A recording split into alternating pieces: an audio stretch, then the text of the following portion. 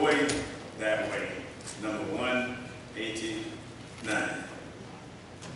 I've heard of a land of joy and peace and a wonderful life,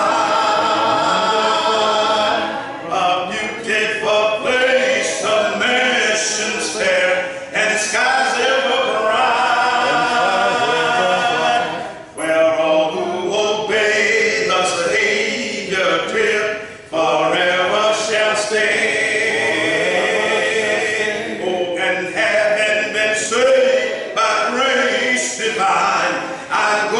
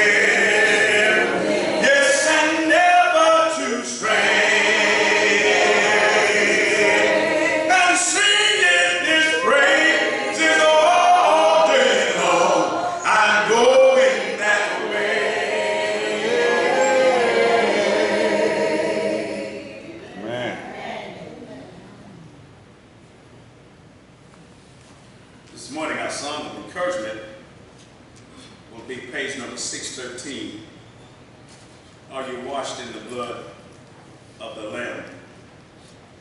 Song of encouragement. Are you washed in the blood of the Lamb? Gonna hide behind the mountain. I'm gonna hide behind the mountain. I'm gonna hide behind the mountain. Going where the children don't belong.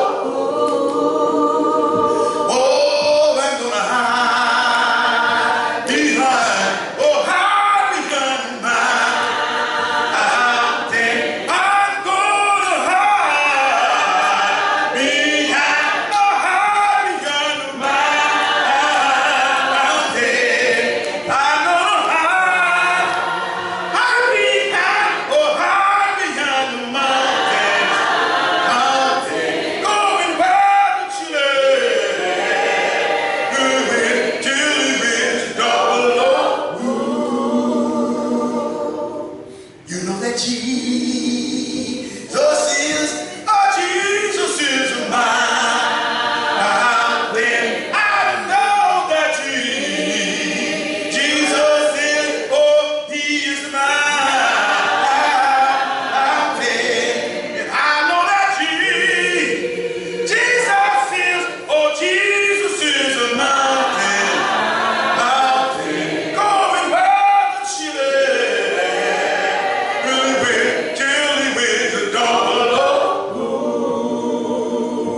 Oh, I'm going where children don't belong. I'm going where children don't belong. No more troubles over there. Children don't belong. Every day will be Sunday.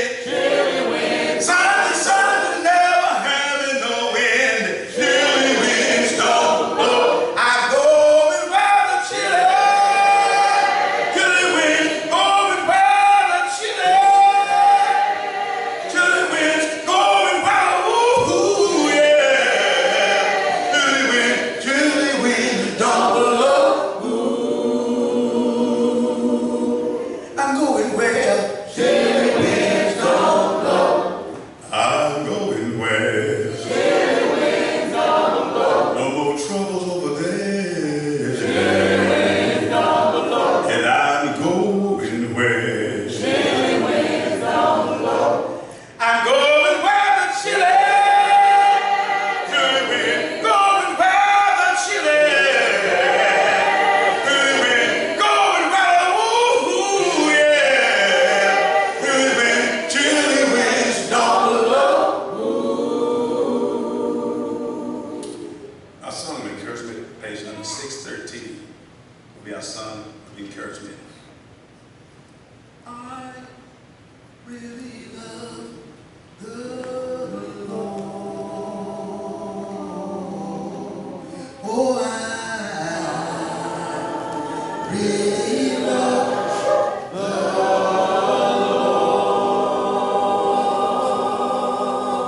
Lord. You don't know what He's done for me. Oh, He gave me a victory, and I love Him. Oh, I love Him. I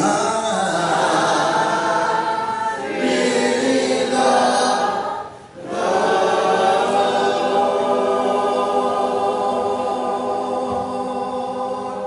You don't know what He's done for me. Said you don't know what He's done for me. Oh, you don't know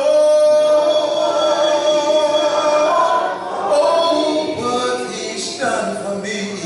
Know what He's done for me. Man, good to see so many people out this morning. We know that we'll be doing the Southwestern Christian College rally this afternoon. So if you're smelling food, it wasn't me cooking it, but it is being prepared and sister in Christ. Excuse me. I call her Jane Nice, but it's Janice Sebastian. So just wait. Better wait, because you know we already called me out. There you go. So she was baptized this morning. I forgot what day it was, but it's on there. I'll tell you. But basically, came in, had a good talk. She asked questions that I've never been asked before, but I had an answer. So most important, you should always be ready to answer any question a person asks you that is the hope that's in you. Always be ready to give someone an answer as to why you are a child of God.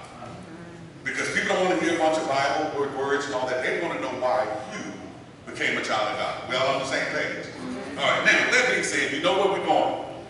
This morning, we will be continuing our lesson on the sermon series, You Cannot Fill a Position That You're Not Qualified for. And we know qualified simply means to have the qualities, the abilities, the attributes, accomplishments, or you have met certain conditions or requirements that allow you to fill an office or a position. And we've been talking about, well, last week we talked about the man that a woman should be looking for in order to allow him to fill the position as spouse. So yeah, we got kind of deep on poor brothers. I feel sorry for them, but I kind of had to tell it because it was the same conversation that I had with my daughter. And last week it was about ungodly men and what single Christian women should look for, and also who they should avoid. So by now you know that this lesson is going to be for the brothers. The single brothers that want to be married. So what I'm going to do is allow you to find out, now I'm exhausted. Again, it's all biblical. I won't give you the R-rated version. And for those that missed it last week, R stands for Robert. I know you were thinking, but that's for my daughter and my son. But we're going to give you the rated G version for all the audiences. So you know G's for God. That's what I want you to know. But sometimes you got to know, y'all know me, I'm kind of crazy. So it's like, what does R mean? Now you know. So that being said, who can find a virtuous woman? I'm sorry, a virtuous wife. For her worth is far above rubies. The heart of her husband safely trusts her, so he will have no lack of gain. She does him good and not evil all the days of her life. The text in the King James Version says, who can find a virtuous wife? For her worth is far above rubies. So for a subject title, for those who didn't already know, too many nickels looking for a dime. There are too many nickels looking for a dime. So the title of the lesson is basically there are too many godly brothers looking for that one godly sister. I'm not saying, well, let me step back. If the rock hits you, don't holler too loud. I'm not talking to anybody specifically, but you need to know this is the conversation that I had with my son. So if you're mad about what the Bible teaches, don't be mad at me. Be mad at God, because he's the one that told somebody to write it. So the writer in this text is saying, the wife, the godly wife, her value is far above rubies. So like the precious stone of great worth, he's saying in so many words, a good woman is hard to find. Ain't that movie, A Good Man, or whatever it is? I'm just telling you, this is what he's saying. A good, godly woman is hard to find. I'm not talking, well, if you're mad, now you're already telling on yourself. But understand, Proverbs 18 and 22 says, whosoever finds a wife finds a good thing and obtains favor from the Lord. He ain't just saying, yeah, wife. He's talking to his son, and his son is expected to find a good wife. Ecclesiastes 7:28, my soul searches, but I have not found one man among 1,000. I have found but a woman that I have not found. Say that again. My soul searches, but I have not found one man among 1,000 I have found, but a woman among those I have not found. So guess what he said? Very few are going to be worthy of really calling themselves a good, godly woman. He's saying it's extremely hard to find a valuable woman that's going to benefit you. Remember, she is to complement you. Now, I'm not saying that you can't find any, but notice he's saying it's going to be hard. And this is over 5,000 years ago, so we know apparently some things ain't changed. So he's saying to find a good godly woman, it ain't the most common thing. Brothers, you're going to have to look for it. A good godly woman ain't going to jump up and say, hey, here I am, good godly. If she does, be worth it. I'm just trying to tell you. So I'm trying to say there are a lot of good godly brothers looking for that one godly woman to make him his wife. Let me say from the outskirts, all brothers ain't no good. All brothers ain't good. Don't get it fooled, which means I'm talking about the one brother you know who's good that's actually looking for a good wife. Everybody that put on a suit and come to church on Sunday ain't saved. Everybody put a suit and a dress on and come on Sunday, mine ain't right either. So I'm talking about the few brothers just as well. You remember last week, sisters, you sang them as a dollar and not looking for change. So remember, don't step down, make him step up. And brothers, is what I'm saying is, don't settle for a penny, a nickel, a penny, a dime, a penny for your thoughts, a nickel for a kiss, time to tell you love. So what you get for there's too many nickels looking for a dime. Let me bring it up to the young folk the older folk who don't know what a dime is supposed to mean. The dime, technically, in today's terminology, is talking about a specific type of woman. She is considered a perfect 10. In other words, the single man is saying that this is the woman that has everything you want in a wife. So which means we have to look for the character of this particular woman to find out if she is who she is. I was talking to a friend of mine this weekend, explaining to her that when you date, all you do is send a representative of who you are. You know that brother, you know, he might be raggedy, but he sure act right on when they date, because you know you put that representative. You might not even wash your clothes. You might leave laying on the floor, but you will smell clean when you walk in. See what I'm saying? So in other words, dating is good, but it's really still just two representatives presenting one another, showing the best of one another. But is it really who you think they are? So Proverbs kind of gives us some advice to help us, brothers, find a good wife.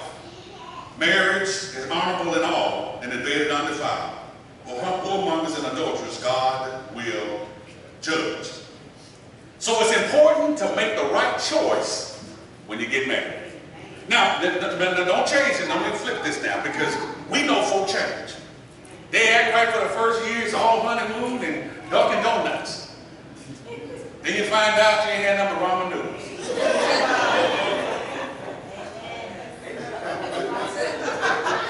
Y'all gotta pray for me.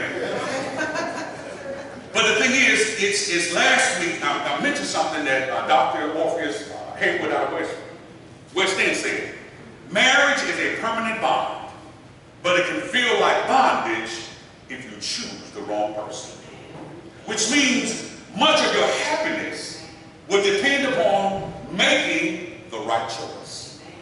Proverbs 12:4, an excellent wife is the crown of her husband, but she who causes shame is like rottenness to the bones. So a good choice for the husband is going to benefit him. Some brothers are smart enough to know, I ain't worth a nickel. She is a dime. But if I can get her, maybe she can bring me up. Some brothers, you know, most brothers who ain't no good, no, they ain't no good. And they're looking for a step up. But the wrong choice, the text is letting us know, can destroy a man from the inside out. Meaning a brother can wake up every morning with one eye open, one eye closed, worried about who he married. Should I go to sleep? Should I stay awake? If you see a woman that does and say things that you're dating or thinking about, and she makes you ashamed to be with her, If you marry her because she's fine, she's going to make you miserable. Let somebody mention what I just said. Yes, sir. If this woman does things that make you say, oh, she's fine. She's telling you who she is. So if you marry her, it ain't like she's going to change.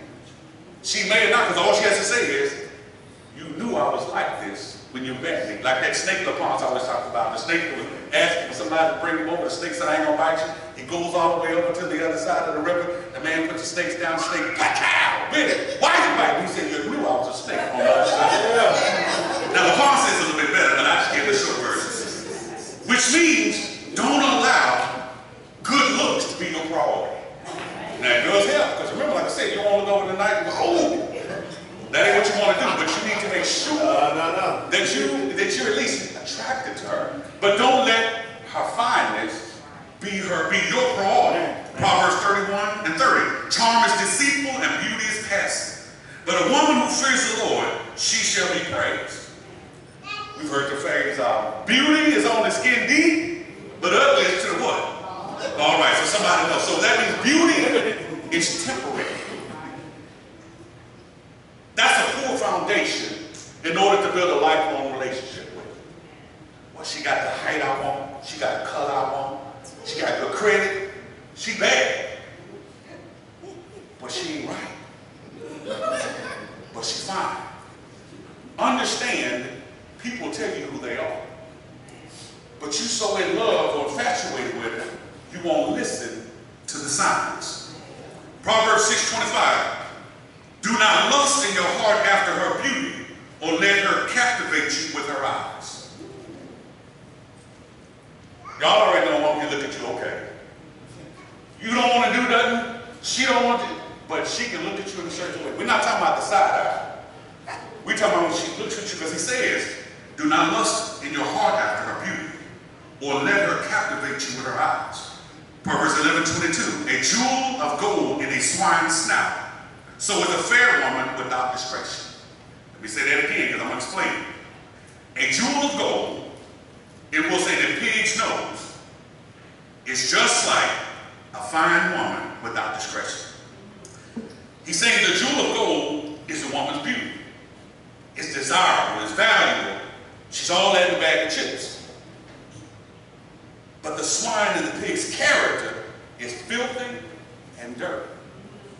So he's saying, don't get caught up because she's fine when you know she has questionable character.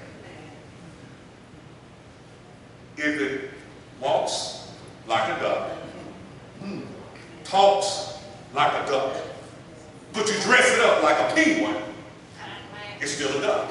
I knew somebody would say that. I was thinking about it too. So we have to see that her beauty fades with age. So if you're more concerned about her appearance, you're going to be unhappy a little while later. Why am I saying that? You're going to become unhappy when she gets them wrinkles. You're going to become unhappy when the number on the scale goes up from 125. Okay, somebody know what I'm talking about. Or you're going to be upset and unhappy when the inches on her neck, her stomach, and her thighs increase. Love looks past that outer appearance. But she still loved you when your hair started receding and started disappearing. But that's, well, I'm just being honest, you know, men are they look. Everybody looks. I'm just saying, if you get caught up in that, you're going to be disappointed. When she has that baby, you know, that baby fat, 10 years later still, okay, baby fat. Proverbs 18:22, you know, I'm going to tell the truth. He who finds a wife finds a good thing and obtains favor from the Lord. So, I told you what to not make your personal priority. But what type of women should we avoid? Proverbs 7:11. Proverbs 7:11. So, you just know I'm very particular about what I pick, because there were several. But this is the one that was kind of stood out. Proverbs 7:11. She was loud and rebellious. Loud and rebellious. The writers describes a woman who's so loud and so noisy that she's unruly when she interacts with other folk. Boy, it's quiet up in here. I heard the ants walking a few minutes ago.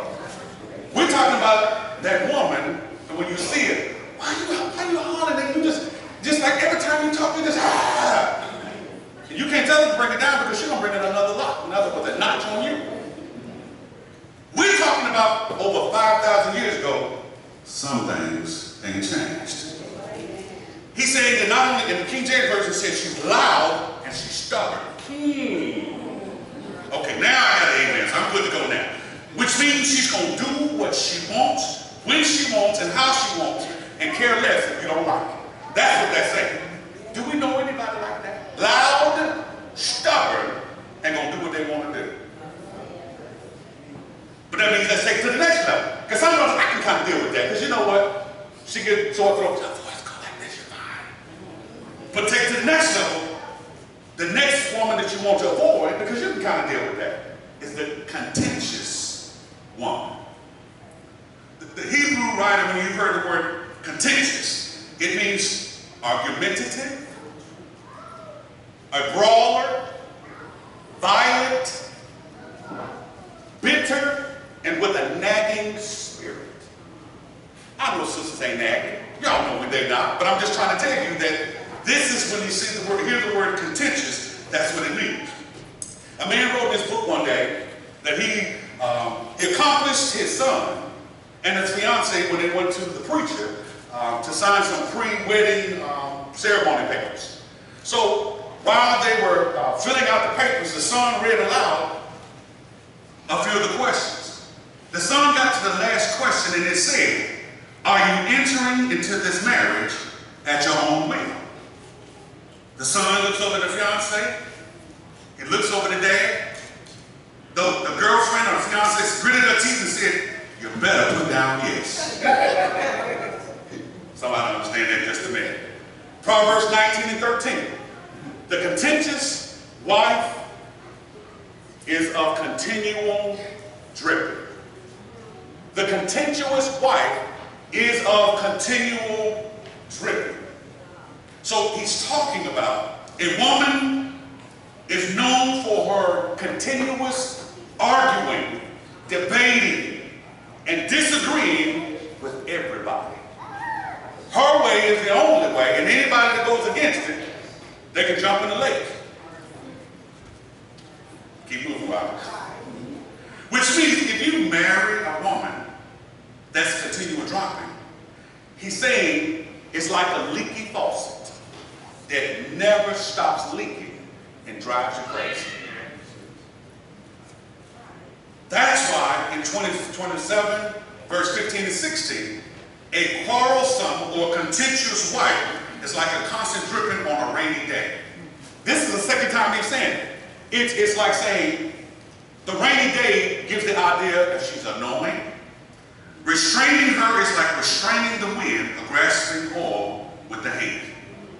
Saying a woman that's always argumentative and debative and just mean all the time, it's like grabbing the wind. How many of y'all can grab the wind? He's saying you can't stop it. Ain't nothing you can do about it, but you can avoid it.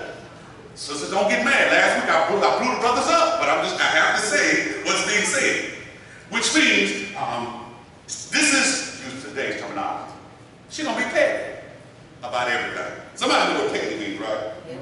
So, she's going to be petty, she's going to be bringing up and never forgetting things that you did a long time ago. You ask for forgiveness? Okay. But the time you get mad at her, or she gets mad at you, she bring up everything. From A to Z. And 1 through 10. So she is just argumentative. So which means, brothers, if you see a woman that's arguing with you all the time, don't you see the signs? Some people can deal with that. I mean, argumentative people, that's fine, because you ain't gonna say nothing. So you're just gonna, then they're mad at you for talking. Because if you say something, you said something wrong. So you can't win. Understand, you're asking for it. So Proverbs 21 and 9. Proverbs 21 and 9. He takes it to another level. He said, bruh, listen to me, son. It's better to dwell in the corner of a housetop than in a house shared with a contentious woman. Then, verse number 19, 10 verses later, he reiterates and says, son, it's better to dwell in the wilderness, out there in the woods, than with a contentious and angry woman. So, here's what I'm trying to say. In other words, son, it's better to be alone and be up in the hot sun, blistering winds, thunder and lightning, pouring down rain, and big chunks of hell beating you to death than it is to sit in the house with an argumentative woman. 5,000 years ago, too much ain't changed. Ask a brother that got this, he's hooked up with it. Every time I turn around, she's arguing with it. He can't do nothing. Where you been? Where you sent me? It didn't take you that long to go. Well, I just went down, checked the GPS. You probably took your phone and set it out. Gonna find something argumentative about everything. So, brothers, that simply means be careful. Don't let her beauty, and I'm gonna throw this out there, good credit fool you. Because some men are so caught up in what she can bring to the table. Yeah, what can she bring to the table? Are you willing to deal with what she brings to the table? Because everybody's got baggage, but some people got a whole bunch of luggage. Moving right along. So, brothers, we talked about those things. Well, now we need to deal with strange women. Strange or foreign women. The word strange, when you read in Proverbs, it simply means or gives the idea of someone foreign to what you know to be righteous. That's what I'm saying. You know a good godly woman. He's talking about someone that is not God's child.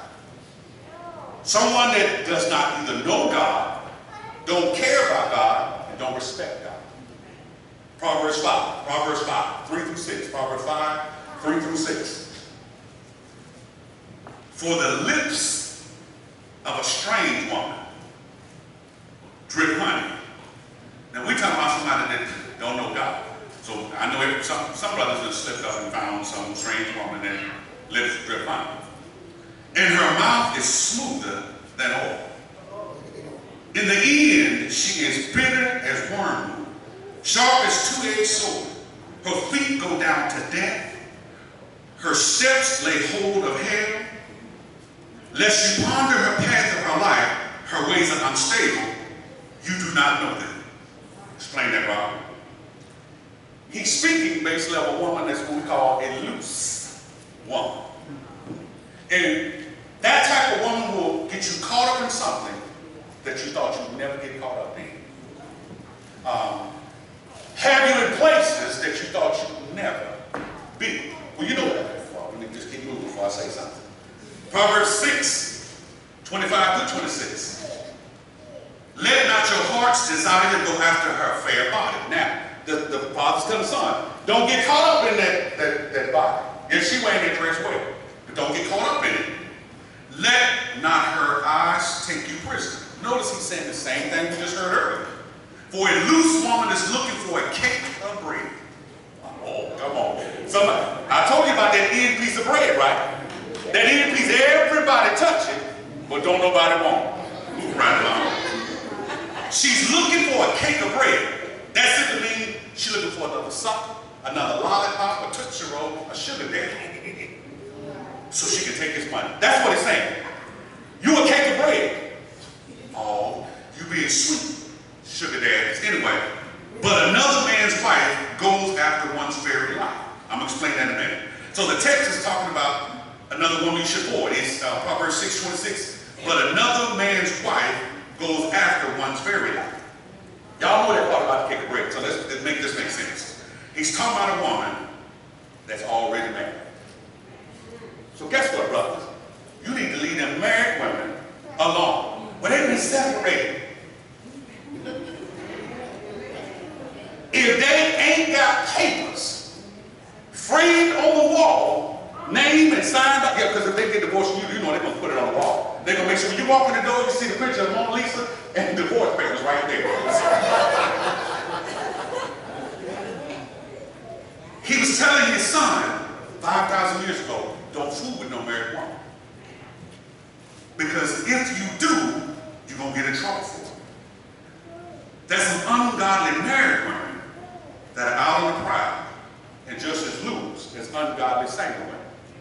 So you know how the sisters be like, oh, let's just look at them, how they doing. Now they creeping in the background too. Because everybody don't know, because you know, because they're married, they ain't doing nothing wrong. So here he's telling you that married women do the same thing. Matter of fact, Proverbs 7. Proverbs 7. We're going to start at verse number 9. I'm going to read all of this because I want you to get the gist of it. I'm going to read it in the New King James Version. Proverbs 7, starting at verse number 9. At twilight, as the day was fading, as the dark of night set in, then out came a woman to meet him, dressed like a prostitute with crafty intent. She is unruly and defiant. Her feet never stay at home. He's talking about married women. Now in the street, now in the squares, and at every corner she lurked. Everywhere single men be, that's where she be. She took hold of him and kissed him, and with brazen face she said, today I fulfill my vows. I have food for my fellowship offering at home. So I came out to meet you. I looked for you and have found you. I have covered my bed with colored linens from Egypt. She said, I got silk on it for you. Probably threw a little flowers on it too. You know how I add on stuff. I have perfumed my bed with myrrh, aloes, and cinnamon. Come, let us drink deeply of love till the morning. Let us enjoy ourselves with love. My husband is not at home. I told you she ain't married. Keep reading now. He has gone on a long journey. He ain't gonna be back for a little bit. He took his purse filled with money and will not be home till full moon. Now, he heard all of this. He was probably getting ready to leave because it says, with persuasive words, she led him astray. She seduced him with her smooth talk. Sound like some brothers I know. And all at once he followed her like an ox going to the slaughter. Like a deer stepping into a noose till an arrow pierced his liver. Like a bird darting into a snare. Little knowing it was going to cost him his life. That last verse is letting you know that if you keep fooling or you start fooling with a married woman, it can cost you your life. It ain't worth fooling with somebody else's wife. Okay, matter of fact, let me go a little bit further. Most important, remember this. If she leaves her husband for you, who's to say she gonna leave you for somebody else? Karma, or whatever that thing was you say, you reap.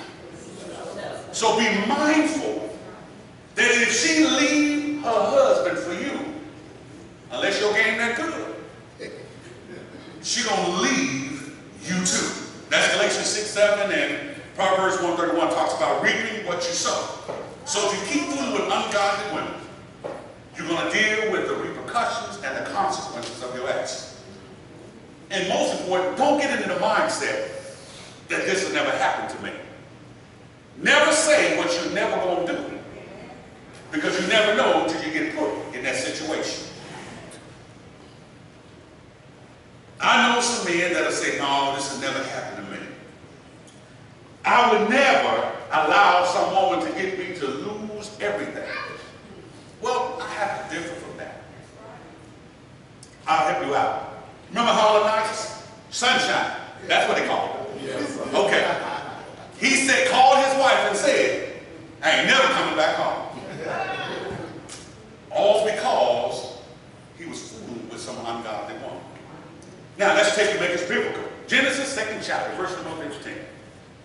God told Adam not to eat of the tree of the fruit of the knowledge of good and evil, right? But that's verses 15 through 17. Starting in chapter 3, starting at verse number 6. So when the woman saw that the tree was good for food, that it was pleasant to the eyes, and the tree was desirable to make one's mind, she took of the fruit and ate. She also gave to her husband with her, and he ate too. Chapter 3, verses 17 through 19. Adam got instructions straight from God, but he didn't listen to God. God said, because thou hast listened or hearkened to the voice of thy wife. What I want you to see is, a woman will make you forget your relationship with God. Don't ever act like if Adam and God were like this, and he forgot about his relationship with God. Don't think if a woman can't get Adam, a woman can't get you. But you know, you feel like you're hard, you can't get God. Okay, add sunshine. Proverbs 6 chapter, verse number 27 through 28, lets you know that if you keep messing with an ungodly woman, if you play with fire, you're going to get burned. That's what he's trying to say. There's consequences if you continue on messing with a woman that's ungodly. Matter of fact, let's just make it make more sense. You'll hear part of this in the married one next week, the Lord's will. Proverbs 5th chapter, verse number 15. Proverbs 5th chapter, verse number 15. He tells the son, you're only supposed to drink water from your own cistern and running water from your own well. What does that mean? In other words, you should be only drinking from the water of your spouse. You should not be drinking nobody else's water, no Gatorade, no Powerade, no whatever. You're only supposed to drink the water of your own well. Some wells are poisonous. Because when you get caught up drinking somebody else's water, or ungodly water, women, ungodly men, and or ungodly women, it says you will neglect to ascertain or to discover the type of person a person really is. Here's what I mean. If you keep fooling with a woman, and that's the only connection y'all really have, ladies, you won't know if he's crazy or not. Because every time you're mad, you drink water. And you know this means you're thirsty, right? Okay. I know the young folk understand what thirsty is. But just what I'm saying is you will never know what a person is if every time that's the only connection you got is laying up with someone. Now later on, something happened, now you find out he created I don't know what. Well, she is too, but it's too late now because every time you turn around, you were drinking of her water. That's why he said in verse number 6, lest you ponder her path, her ways are unstable, you do not know them. So he said, if you get caught up, think about it, you ain't thinking about that woman's character. He's saying, you're not even worried about if she's crazy, if she's mean, if she's argumentative, because all you're thinking about is that water. Unless you ponder her lifestyle, her ways are unstable, you don't know them. See how nothing has changed? He's saying you're going to get lost and won't even know what's going on. Go down a little bit further, verse number 11. What's the end result if you keep messing with a woman and all you're doing is drinking the water? And you will mourn at last when your flesh and your body are consumed. So the text is saying a person, because of their actions and experience, messing with a person that you knew wasn't your wife or ungodly person, when it says you will mourn at last, when your flesh and your body consumed, it's literally saying you're going to have distress of the mind, horror of your conscience, emotional pain, and tears. You done got caught up with it, and now she done caused you so much grief, and it's all your fault. I told you, I don't sugarcoat that because my son had to hear the same thing. If you fool with an ungodly woman, be prepared for the repercussions and consequences of your action. Verse number 8. When we see the parent telling the child that the only way not to get caught slipping is not to fall in their trap, but to stay away from them and do not even go where they are. Stay away from them. Proverbs 5. Let me make sure I'm right. Proverbs 5, verse number 8.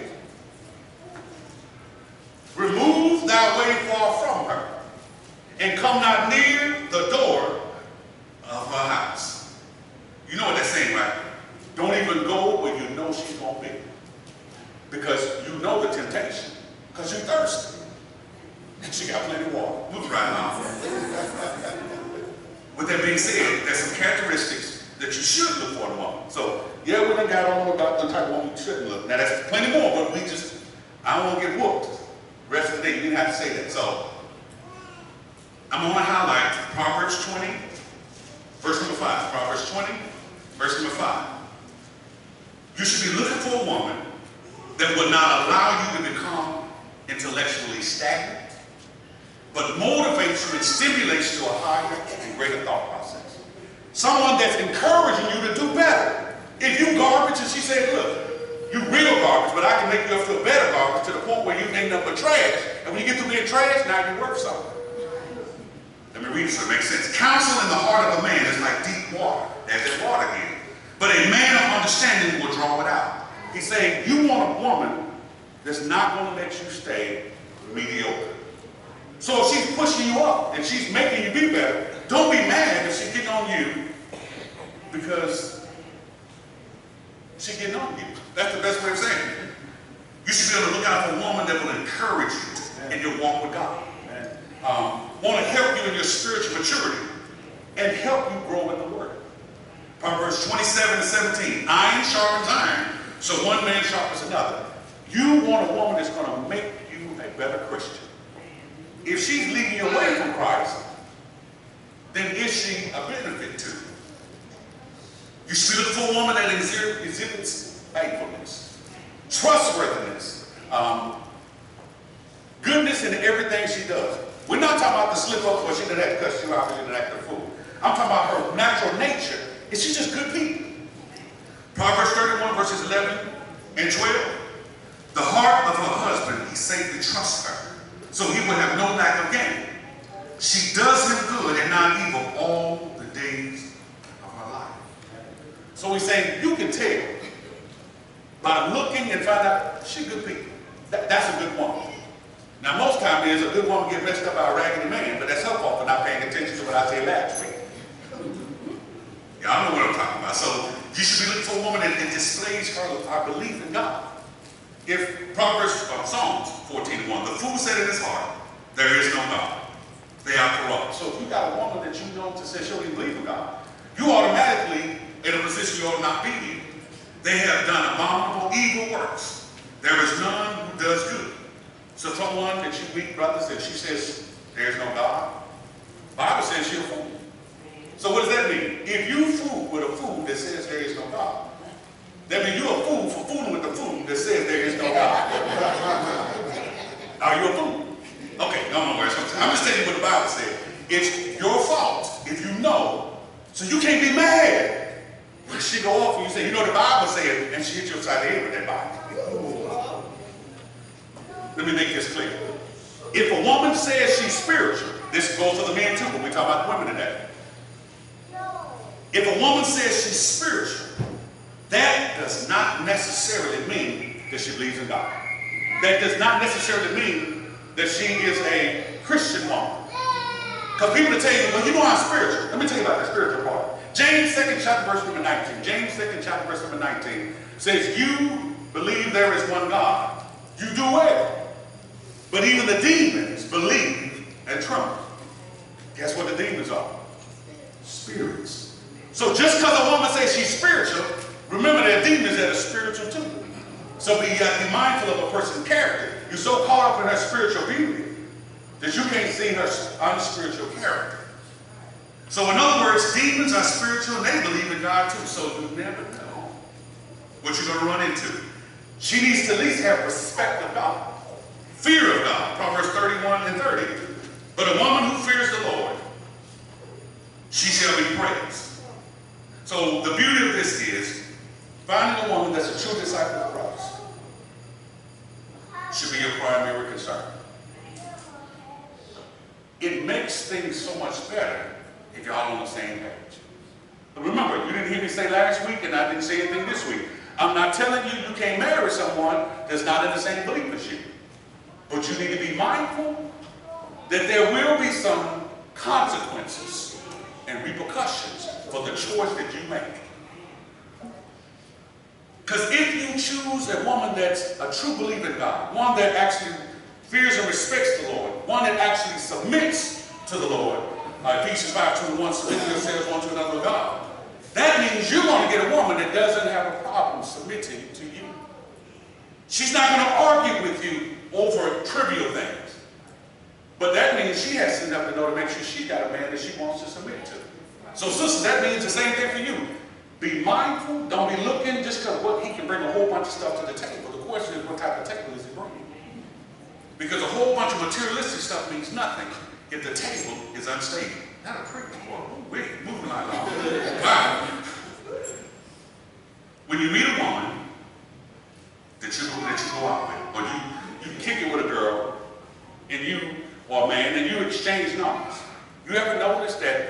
soon as he meets you or she meets you, one of the first questions she asks, or he asks, you got a Facebook page, Twitter, Instagram. Y'all ever notice that, young folks? Yeah. Well, they know you, Miss Madison. So they already know. But here's my thing. Why are they asking if you got a Facebook page, a Twitter, or an Instagram? Anybody know why they're asking? They want to see your pictures, but there's something else. They want to see what you posted. You claim you all that, yes, I'm just and you know, you scroll back a few pictures, and you scroll back, ooh, okay. You scroll some more, and then, or either if you claim, because you got the folk that use every kind of meme or post that's ungodly from Monday to Saturday. Sunday morning, God is good, folks. Every scripture post, and you're like, well, that ain't what you were saying Monday. Every video you put up is a dancing female post of how good they can dance. I ain't trying to say the word, but it sounds like work. You look at him like, because I was trying to tell, I said, ooh, your picture's telling on you. No. So then I go to Instagram and say, oh, look, that's okay, that answers my question. I didn't delete. I just deleted the contact that we had. Because we want to know who you are, guess what? You don't need to, but you're telling yourself. You'll post what you want to post. So the best person is the one that, matter of fact, yeah, I didn't be nervous about the one that don't post nothing. Wouldn't believe that long. So my thing is, even though someone's intentions may be good or bad, they want to know what they get into. Your character is who you really are. So stop cussing on your post. If you're trying to find a good man, every word you got, oh, I hate men, because men ain't this and men ain't that, and every post is about men ain't no good. But you run up to somebody, hey, how you doing? No, you just told me.